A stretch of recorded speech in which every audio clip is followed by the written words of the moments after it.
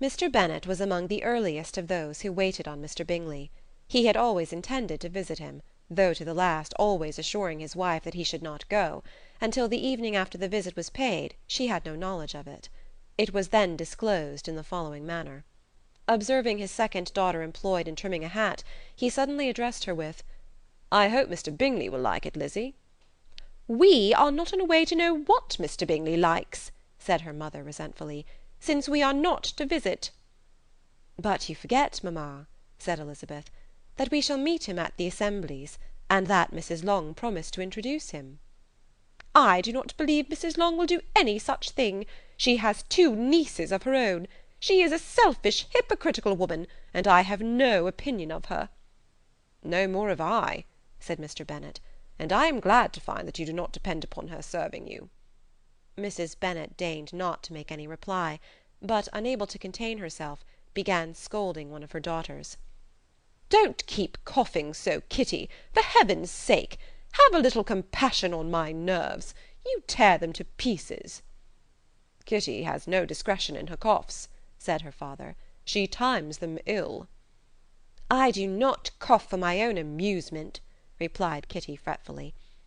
"When is your next ball to be, Lizzie?" "To-morrow fortnight."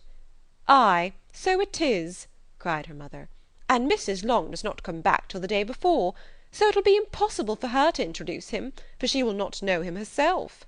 "Then, my dear, you may have the advantage of your friend, and introduce Mr. Bingley to her." "Impossible, Mr. Bennet, impossible, when I am not acquainted with him myself. How can you be so teasing?" "I honour your circumspection. A fortnight's acquaintance is certainly very little. One cannot know what a man really is by the end of a fortnight.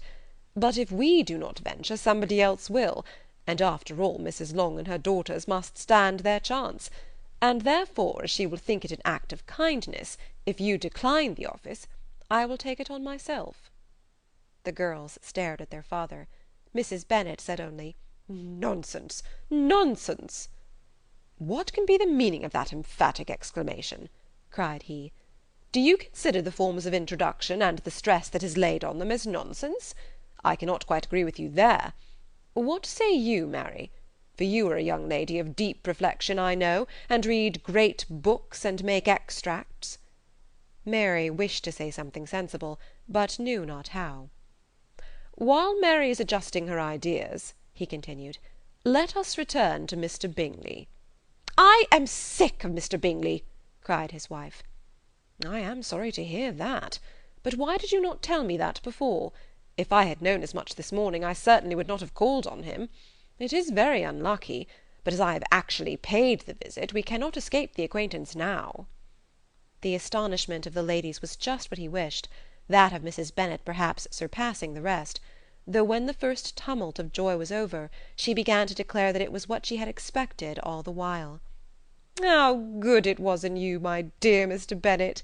But I knew I should persuade you at last. I was sure you loved your girls too well to neglect such an acquaintance. Well, how pleased I am! And it is such a good joke, too, that you should have gone this morning, and never said a word about it till now." "Now, Kitty, you may cough as much as you choose," said Mr. Bennet, and as he spoke he left the room, fatigued with the raptures of his wife. "What an excellent father you have, girls!" said she, when the door was shut. "I do not know how you will ever make him amends for his kindness, or me either, for that matter. At our time of life it is not so pleasant, I can tell you, to be making new acquaintances every day, but for your sakes we would do anything. Lydia, my love, though you are the youngest, I dare say Mr. Bingley will dance with you at the next ball." "Oh," said Lydia stoutly, "I am not afraid, for though I am the youngest, I'm the tallest." The rest of the evening was spent in conjecturing how soon he would return Mr. Bennet's visit, and determining when they should ask him to dinner. Chapter 3